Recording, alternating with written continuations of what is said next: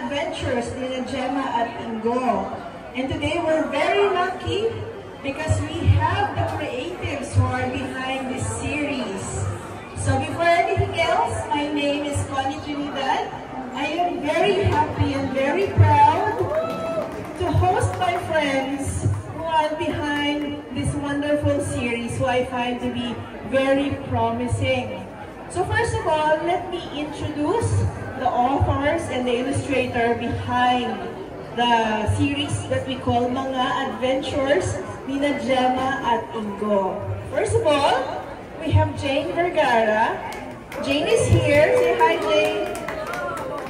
So she is the author of a very fantastic series called Breaking the Scroll Trilogy. Just behind me, you can see it, also available at this booth. But she is also the author of a poignant novel called The Gap Between Forever. So Jane writes fantasy, she writes poetry, she writes drama novels, and now she's into for kids. So aside from that, she's very well versed, but aside from being a prolific author, what some of you may not know is that Jane has 25 years of professional experience in many different sectors. Currently, she is the Chief Information Officer of the Thrift Bank. Pwede ba kumutang, Jane? Okay. She is a CPA, a Certified Public Accountant. She is a Certified Internal Auditor. And she is also very well versed in other forms of the art. She paints, she sketches, she writes. Sometimes pag kami-kami lang, she also sings. So, please welcome Jane Vergara. Okay, of course, we also have the wonderful Rhea Cruz just beside me. Say hi, Rhea.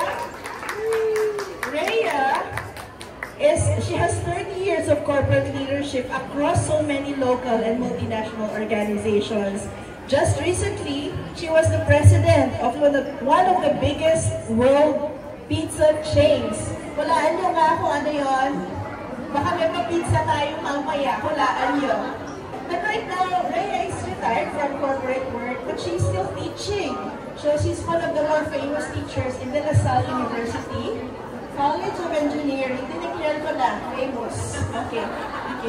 Where she handles managerial accounting, marketing, and industrial organization. Welcome, Rhea! Lastly, but definitely not the least important, we'd like to mention Genzo Yushiken. Genzo is the master behind the illustrations of the adventures of Gemma and Ingo. So you can see his artwork here. I think they're fantastic, very beautifully done. And Genzo is often participating in many Comic-Con events. He's a mainstay of Comic-Con events. And in 2024, he showcased his talent in a live event. It's a live drawing of comics at the Philippine Book Festival. Baka naman, pwede mo kaming turuan mag-drawing. Genzo. So again, welcome, Genzo Yushiken. Thank you so much for joining us today. Please come closer. Please join us for the chance to win some loot bags later on. First of all, I'd like to start with a short introduction of our series. We will have a Q&A. If you have any questions, please make sure that you raise your hands. We'll call on you so that you can raise your questions. Okay? So again, I guess we should start right away. Rhea and Jane. Sino ba itong si Gemma at Ingo? Can you tell us more about them? Thank you, Connie. Sino Gemma at Ingo, they are products of our imagination to encourage children to read. What we wanted to focus on is to engage readers habang bata pa sila, and then later on to continue that passion as soon as they get a book, they are going to read it and not lose that passion for reading. Wonderful. I noticed here, ang nakalagay dito sa ilalim, it's a bilingual book, no? Rhea, can you talk about why you decided to go into a bilingual book? Oo, bilingual yung book natin kasi napansin namin, minsan yung mga bata ngayon, sobrang fluent sa English, pero hirap na hirap mag-Tagalog. Tapos yung iba naman, magaling mag-Tagalog, pero medyo struggling sa English. So aside from the book being able to help them encourage their passion in reading, it will also help them develop their language skills. Very nice. And how important is it now? Ano bang importance ngayon na magde-develop tayo ng additional language? Like you said, many of our kids now are English speakers first. Even my nephew and my niece are English speakers first. Now, what's the importance of making sure that we are speaking the Filipino on top or in addition to the English language? Sa amin, importante kasi na syempre yung Filipino, yun pa din yung mother tongue ng Filipino, diba? So for us, I think it's very important that we don't lose touch of who we are. Very well said, no? So this is all about our identity as Filipinos. Now let me shift a little bit to the creative side. So pasok ka kay Genzo, no? Tell us, ano ba yung naging inspiration mo when you were doing the illustrations for Gemma and Ingo? Mostly is simplification ng animation, saka yung parang pagkaayos ng shading, yung parang may balance na semi-realistic din yung paggawa ng shading, parang yung ginawa ko sa libro, yung try kong i-replicate yung sunlight sa windows naman. Kaya ganun yung mga May inspiration ka ba, Genzo? Mostly yung pagka-chibi ng anime, saka pero as possible, yung references ng mga itsura ng mga bata ng mga Pilipino. As possible, ganito lang po siya sa mga gawa ng cutscene, try to replicate in animation. Tama. So dapat yung pictures parang nakaka-relate tayo mga Pilipino sa itsura nila. Okay. So let's talk about the books a little bit. No? So you have 3 different books today. So you have Gemma at Ingo sa Paaralan, Gemma at Ingo Maglaro at Magluto, and Gemma at Ingo Masayang Mag-aral. Can you talk to us about this books? Okay, so in all the books, para siya, it talks about the life and adventures of Gemma and Ingo. So, magkaibigan sila in one community, and we showcase a lot of Filipino values. So, katulad nung sinasabi namin na importante yung matuto ng hindi lang English, kundi Filipino yung ating mga bata, dapat hindi rin nila makalimutan yung values natin as Filipinos. So, tulad nito, pagising niya ni Ingo, magdadasal siya, kakain silang pamilya. I think important yun, yung meron kayong family time together. Tapos nag-ready siya for school. So, for mga kids, na-highlight din yung hygiene, diba? So, maliligo siya, magbibigis siya, mag-ready siya for school. And then, magpupunta na sila sa school nung friend niya. Yung kaibigan niya, kapitbahay nila, si Gemma. So, eto, kita niyo yung setting niya. So, para siyang nasa metro rural area. And meron din dito ang value of yung living in a community. So, yung interaction nila with their neighbor, si Mang Nestor, may alaga siyang kambing. Okay. Yan. So, magalang sila, bumabati sila, okay? Marunong silang mag-show ng respect. Lagi namin ini-stress dito na swerteng makapag-aral. Kasi hindi lahat ng bata ay may pagkakataon or may kakayahan ng kapag-aral. Yung iba nga, kahit sa public school, minsan hindi pa nakakapag-aral kasi walang oras. Sila yung magbabantay sa kapatid, sila yung magtatrabaho. So, in-stress namin yung value ng education. Hindi lang about education, kung hindi, masaya din pumasok sa school kasi meron kang mga kaibigan. And meron kang teacher. Okay, sino po ba yung mga teacher dito? Ako! Okay. Yan. So, napaka-importante rin ng guro sa paaralan. So, pinapakita din yung pagrespeto sa guro. Okay? mag-aaral. So, naka-tailor fit po ito dun sa DepEd. Halimbawa, ito po pang grade 1. So, ang mga naka-highlight na lessons dito ay yung pang grade 1 din. Panitikan, pagbibilang, kulay, hugis, mga shapes, okay. And, syempre, yung paglaro-laro sa school, important kasi yun. Okay. Pag-uwi nila, makita dito, masaya. Okay? Kasi, masaya at importante. So, yun yung sinushow-case namin sa book 1. Wow, parang ang dami naman matututunan ng mga bata, no? Alam mo, sa totoo lang ako, nung nakita ko yung books nyo, sobrang sabi ko, ang swerte ng mga bata ngayon, kasi ang ganda ng mga libro. Nung tayo, di ba parang mimeographic paper lang, na parang dinrawingan, di ba? Ngayon, ang ganda, talagang anime yung quality, pero grabe yung values na makukuha natin. So, parang, pinagtatabalan nyo kami yung mimeographic paper, ha? Wala kayong note bag. Sige, so anyway, Tanya was saying, yun is book 1 pa lang. Eh, meron tayong tatlo. So, ito ba is pang grade 1 lahat, Jake? Or meron pang iba dun sa ibang books?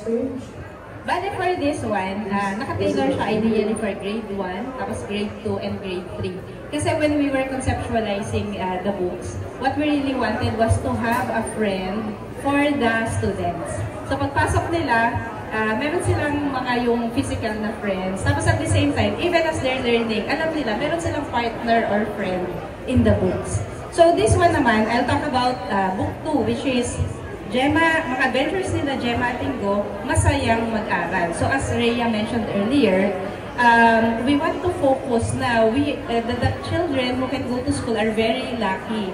And there should be gratitude there. So here makikita nyo, yung kanina kasing book 1, nag-focus on the activities at school. This one, nasa bahay siya, nag-aaral siya. Kasi dapat matutunan ng mga bata yung discipline. And then makikita niya yung values niya towards his or her parents. So for this one, pagdating ng parents, babatiin mo kasi napagod yan sa pagtatrabaho. And then, nilapitan mo yung mom mo, kinuha mo yung bag. Kasi that's a show of respect and love to your mom. And then sa dad mo naman, inabutan mo ng tsinelas. Kasi napagod siya, regardless of kung ano man yung trabaho niya. And then, of course, they will later on eat. Pero before that, dahil niluluto pa lang yung mga pagkain nila, mag-aaral muna siya. And dito sa page na to, this is one of my favorites. Kasi this showcases yung mga challenges ng mga students. Minsan talaga, pag hindi ka math person or hindi ka English person or Filipino person, ang hirap mag-aral. So, ang pinapakita dito, yan o, black na black pa yung background and thanks to Genzo's creative side, siya yung nag-drawing niyan and nag-conceptualize. Pero dito, sinasabi din natin na paulit-ulitin mo lang, katulad ng sinasabi ni Guro, makukuha mo din yung tamang sagot. Kaya mapapansin nyo, masaya na siya dito and very light na din yung color.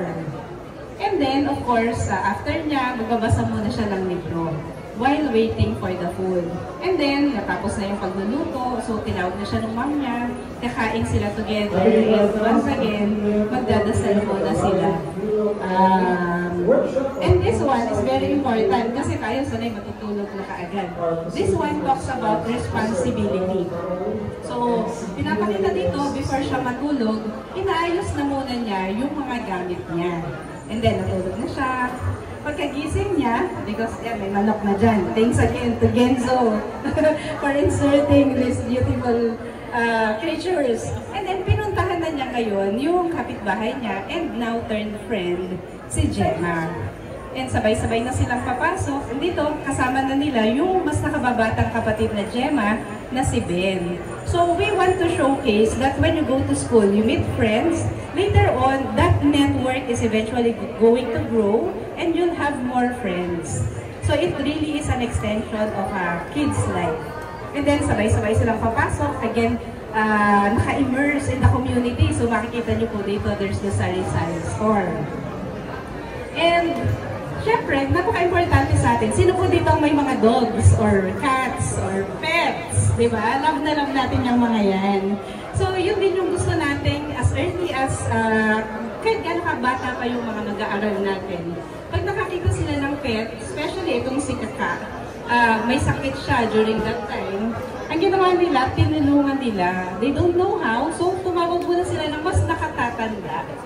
Diba? Para itong nakatatanda yung tumulong sa kanila, inalagaan yung pet, and sa next adventures po ni na Gemma Ringo, nasama na si Kita. Wonderful! Thank you, Jane, for that summary. Parang busog na busog ka sa iisang libro. Iba yung mga ibang books na binibili natin, aminin natin, di ba? Kahit ang gaganda, minsan, parang 2-3 pages lang, tapos walang masyadong laman. Pero ito, ang daming lessons, and nakikita talaga yung progression from yung first book, which is talking about just the self, taking care of oneself. Yung pangalawa, nandito na yung recognizing the feelings in our parents, in our family, andito na yung community natin. It's such a very well-composed progression. And napakaganda ng possibilities nito because malay natin in the future, maging live animation ang Gemma at Ingo, di ba? I think matutuwa si Kenzo doon. What do you think, Kenzo, pag live animation? Nag-animate din kasi ako. Baka lang, short lang. Baka meron tayong mga channels dyan o kaya mga YouTube na mga backers natin. Meron tayong very promising animation show dito, no?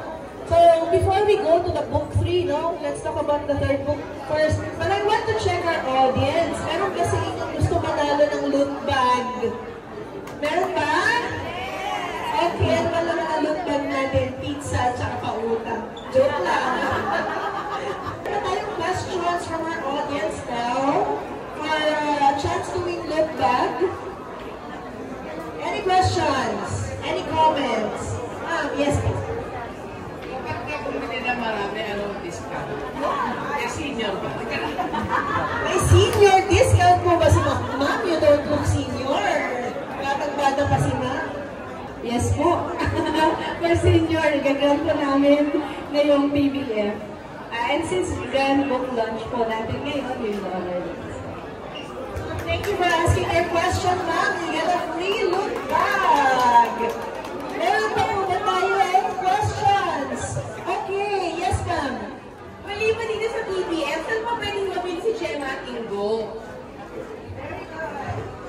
Sa Shopee and Lazada. And very soon, probably middle of April, available na din po siya sa Fully Book. Talagang magiging available na siya. Kasi daw ang hahanapin si Shopee.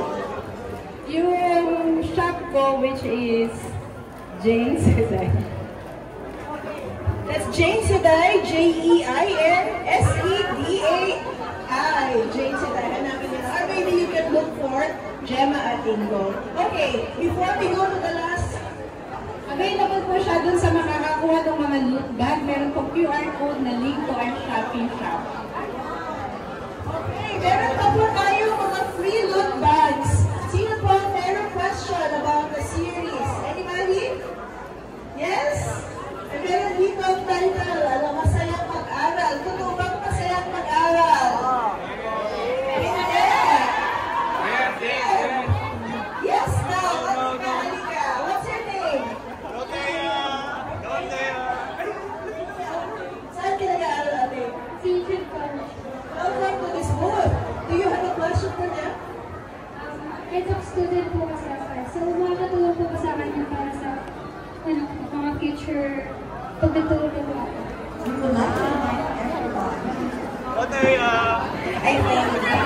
Thank you, Althea. And masaya kami na sinabi mo na masayang mag-aral. Okay? I think itong books na to ay makakatulong as a supplementary learning material for you. Lalo kung ang balak mong turuan ay mga bata. In fact, ang pinupush namin sa DepEd na i-carry nila to sa mga libraries nila kasi we think that the way Kenzo illustrated it, talagang very attractive sa mga bata. So kung gusto nyo na ma-develop yung hilig nila magbasa, I think makakatulong siya. Thank you, Althea. Thank you so much. And here's your loot bag. Kailan ka na-graduate, Althea? Next year. Congratulations. Okay. So, let's go back to the final book for now. Kasi parang marami pa tayong pwedeng pag-usapan with Gemma at Ingo. Can you tell us about the third book in the series? Okay, yung third book naman natin is mga adventures nila Gemma at Ingo, maglaro at matuto. Again, this highlights na yung pag-aaral, hindi siya chore. Medyo mahirap mag-aaral, pero at the same time, kailangan mag-focus ka and kailangan haluan mo siya ng kasiyahan. So dito makikita, nakikipaglaro sila dun sa newly adapted nilang dog, which is si Kaka. And most of book 3, mapapansin nyo, mas mahaba na yung text. Kasi at this point, ang targeted na namin is mga grade 3. So dapat nag-i-improve din yung kanilang reading capabilities. So yan, makikita nyo po, mas mahaba na siya. And nag-focus na talaga siya sa friendship. So may mga kaibigan ka na talaga at this point. And makikita nyo po, nag-group work na din sila. So parang mabubuo talaga dun sa bata na, ay, parang ito yung partner ko na book. Sina Gemma, tingin sila yung mga friends ko, and somehow, yung mga good characteristics nila and good things that they do, ma-embody din ng mga bata. Ito makikita, naglalaro sila sa playground, and then, pinuntahan sila ng dog nila sa school. Kasi ganun sila nakalove ng dog nila. So habang break time, nakapaglaro pa sila ng konti, and then, buti na lang, umuwi na din si Kaka before lunchtime, so that nakapag-lunch pa sila. Sana po, swerte pa din yung mga bata ngayon na meron pa silang mga field or mga yung malalawak na area na pwedeng kainan, hindi lang po sa kantin. And then after that, nag-PE na po sila. So yung importance of doing exercise is also included here. Dapat po hindi yung pagmatanda na dyan ka mag-exercise. Mahirap na kabuli yun. Kaya dapat the discipline should start while we are still young. And then pag uwi nila, we're showcasing here the pets. Yung pets, love na love po talaga niya yung mga kasama nila sa bahay. They are our families. And you will see here na naghihintay talaga siya para sa pagbating ng mga bata. And true naman, pagpasok nila sa gate, niyakap agad ng dog yung mga bata. And sa gabi, again, this shows yung bonding moments ng mga bata kasama yung pet nila. So nagkwekwentuhan sila, and sama-sama din po silang kumakain. Kasama din nila yung dog nila dito. And ito yung last page po nung pang grade 3 natin. Pinapakita dito, masaya silang natutulog, hiwa-hiwalay man sila. Kasi they know that tomorrow is another day for adventure and school. So doon po natatapos yung book 3 natin. And our plan is that we're going to create grades 4, 5, and 6. Kasi we want the children to continue yung pagbabasa talaga. And this time, gagawa po kami ng mga short chapter books with big letters and illustrations din po per page para makikita din natin na pag grade 4, 5, 6 ka na, ulit yung reading capability mo dapat nag-i-improve ka din. So sana po magustuhan ni DepEd yung aming mga stories. Wow, thank you so much! Ang dami pa natin makikita from Gemma at Ingo. So we look forward to that. In the meantime, do we have any more questions from our audience? Meron pa tayo mga loot bags. Do you have any more questions? Hi! Questions? Or comments? Who wants to take a closer look? Would you like to come and browse? Please. Looking at that, magkano ba yung mga books natin, Bella? Ang bawat isang book po ay 250 pesos na. So, kaya-kaya. We have a question. Hello. What's your name?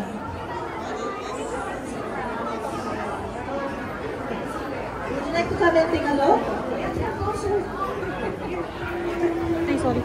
At saka po pala dun sa mga bibili ng book ngayon, meron kaming free notebook na cute na cute. Okay, cute na cute.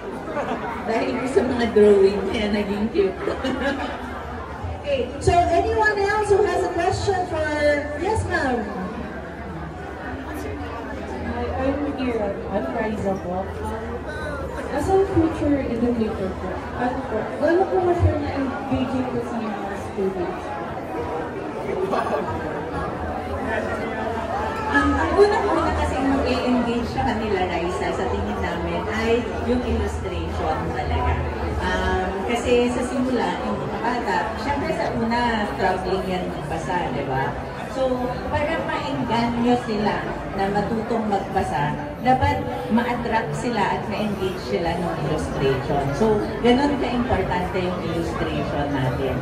As they get older, for the educators, ang plan kasi namin is nag-grow din yung story nila.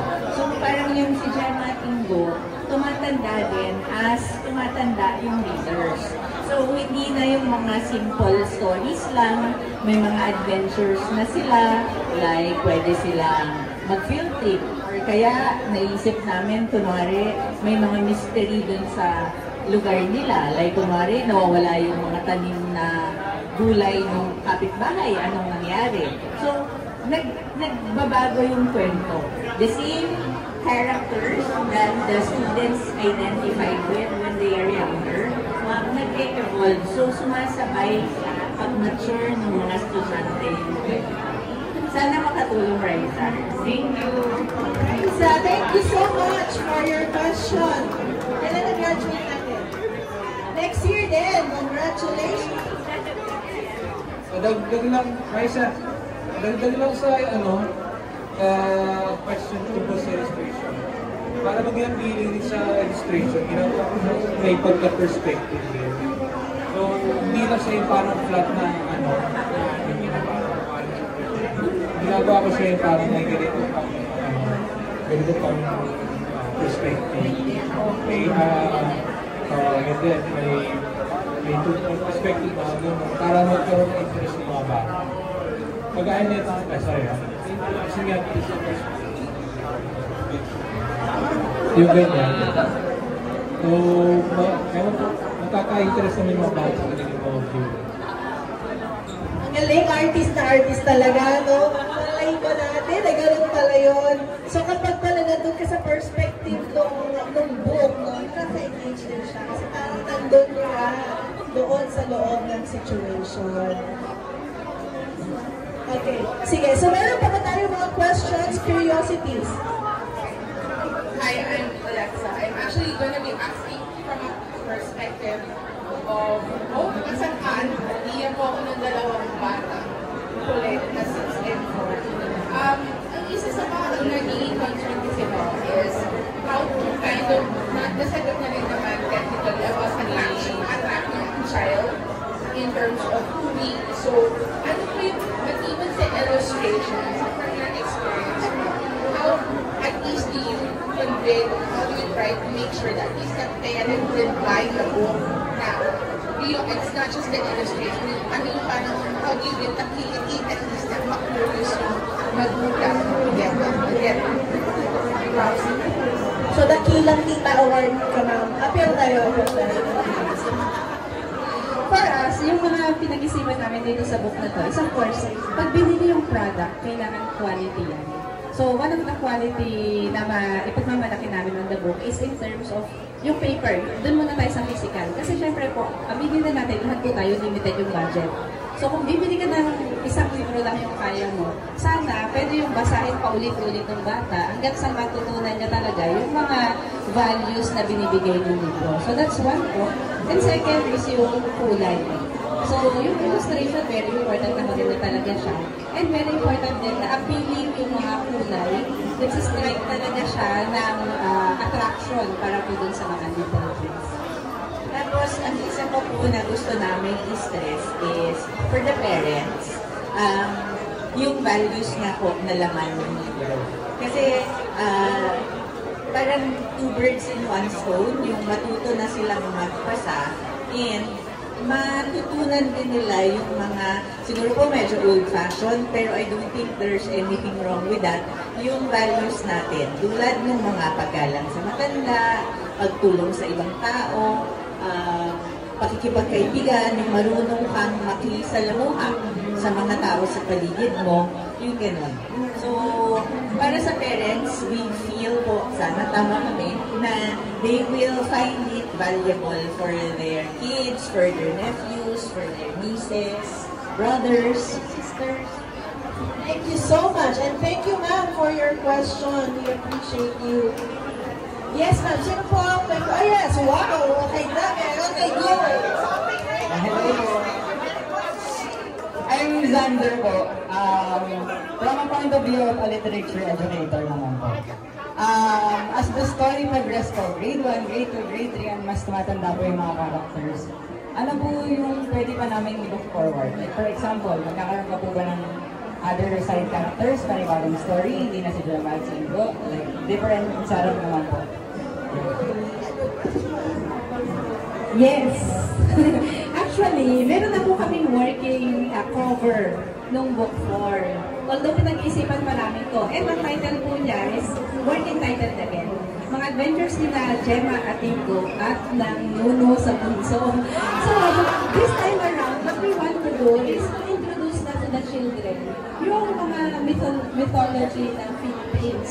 Kasi napaka-importante po doon. Napaka-rich kasi ng mythology natin. Pero we want more focus on them kesa po inaaral natin yung sa Greek, etc. We want also equal footing. Kasi yung sa atin napaka-rich. Yung aming Duende, yung mga Sirena, etc. Tikbalang, Kapre. So yun po yung magiging focus natin. Pero grounded pa din po doon sa daily lives nila. Kasi we don't want them to grow naman na parang, oh yeah, I live in the world. Ayun po. Be interesting. Thank you so much for your question. Yes, sir. Ano po pangalan nila? Joshua po. Simple question lang po. Ano po ba yung naging inspiration nila para po magsulat ng ganyan? Ang inspiration ko ay ikaw. Hindi, joke lang. So, Joshua, ako kasi ay advocate talaga children's education. So, even many years ago, I've been very supportive of groups and causes that espouse children's education. Kasi naniniwala ako na napaka-importante niya. Okay? Importante siya para, alam niyo naman yung sitwasyon ng karamihan sa bansa natin.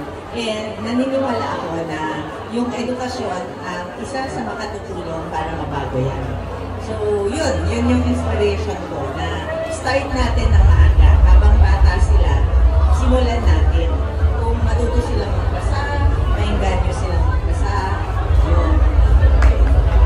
So Joshua, ikaw ba ay babala ka rin magsulat? Maybe po. Oh, why not? Diba? Hope you get inspired and be an author also. Yes, ma'am. What's your name? May po. Actually, dalawa yung tanong ko. Though curious lang naman po ako. Pwede ba dalawang tanong? Ang unang tanong, curious kasi ako, bakit po Gemma and Ingo yung napili yung name na characters natin? Then bakit word na adventures instead na yung Tagalog word yung ginamit ko? Ay, ito. Curious lang talaga. Good question. Kanina ko pa iniisip, ano ba ang Tagalog ng adventure? Pag may nakaisip ng sagot, ha, melot lang. Yeah, I think you were that very difficult question. Yung Gemma at Ingo, it came to us, parang it sounded right. Minsan kasi no explanations needed, pero parang pag nagda-draft ka ng something, parang nag-isip kami, ano bang name na medyo kasi hindi relatable mo? Gemma, but my mom is Emma, so dinagdagan ko doon ng Chief of Gemma. And then at Ingo, yung mga lolo ko kasi mga Ingo yung pangalan pa eh. So parang dahil ginagawa namin medyo rural setting, parang bumabalik ako doon sa mga panahon, mga bahala nila, Aluye, Ingo. So parang somehow, I still attribute it a little bit to the culture, although baka hindi na siya relatable now. In terms of bakit adventures, naghanap kami ng mga iba, diba? Tagalog na adventures. Medyo nahirapan kami. Talagang parang isa siyang pakikipag-usapan lang. Kaya hindi namin siya nagamit. So, noon na, dapat babaguhin din namin yung spelling na adventures lang para Tagalog pa din yung ano niya. Pero hindi na namin ginawa since bilingual naman siya. So, that's why minamarket namin siya as pang-adventures nila Jen. Pag mahirap yung tanong, si Jane ang sasagot. Thank you, ma'am, for your question. Please enjoy the loot bag. Maganda rin pala ito, no? Kapag may mga kids na nasa abroad, tapos gusto natin na matuto pa rin sila ng Tagalog, pwede natin ibigay as gifts to our Filipino children. children in other countries. Meron pa po ba tayong questions? Marami pa kaming loot bag. Okay, what's your name again?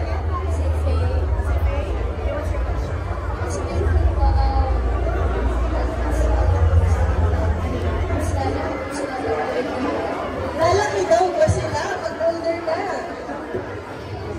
Oo. Parang nagbabago din yung itsura nila. Okay? So, syempre, yung buhok ni Gemma, dapat i-retain namin yung style para naman ma-identify mo na si Gemma pa din yun. Pero syempre, medyo mas tumalaki na din ang itsura nila. So, yun. Hindi ko na mag-realize. Kahit matanda na mga para sila tayo. Oo nga pala, sagot ako ng sagot. Hindi naman ako yung magdodrawing. Kaya ni Enzo. Thank you so much and enjoy the loot bag. Any more questions from our audience? So, in any case, we will be here until the end of today. So please make sure to drop by the booth. Please come in. Aside from the mga adventures nila Gemma at Ingo, medyo madami pong naka-display dito na books. So ito, by the way, in October, mafe-feature ko ito sa Germany. No? Jane and Rhea will be traveling to Frankfurt to showcase it in the Frankfurt Festival. So while you have a chance, please browse. Tapos they'll be happy to sign the books for you. And we have so much more inside. Thank you so much for joining us, Jane. And before we end, I'd like to thank first our very good friend, Connie Trinidad, who has her paintings here at our booth. If you have time, please browse them and grab one. They are all original copies. Thank you so much. Have a very nice Sunday, everybody. Enjoy the rest of the book festival. Yes, for those who have already bought, meron din tayong book signing. So Jane is going to be very happy and Rhea and Genzo are going to be signing the books for you. Just